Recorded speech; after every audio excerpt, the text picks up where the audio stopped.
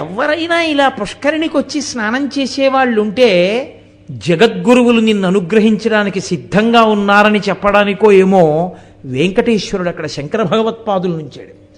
శంకర భగవత్పాదుల యొక్క పాదములు రెండూ కింద ఉంటాయి, ఆ పాదుకలు ఉంటాయి కింద, ఆ పిడితో సహా ఉంటాయి.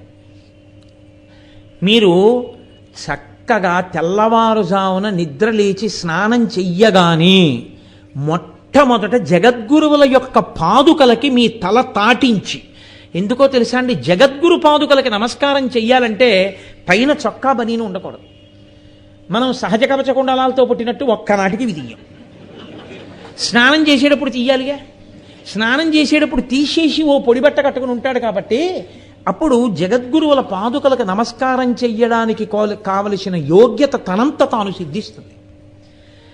మీకు ఇంకొక గొప్ప రహస్యం ఏమిటో తెలుసా అండి, పుష్కరిణి దగ్గర మీరు శంకర భగవత్పాదుల యొక్క పాదుకలకి తల తాటించి నమస్కరించి సదాశివ సమారంభాం శంకరాచార్య మధ్యమాం అస్మదాచార్య పర్యంతాం వందే గురు పరంపరాం అని మీ గురువుగారిని కూడా అక్కడ స్మరించి నమస్కరించి మీరు నిలబడితే మీకు ఉత్తర క్షణంలో వెంకటేశ్వర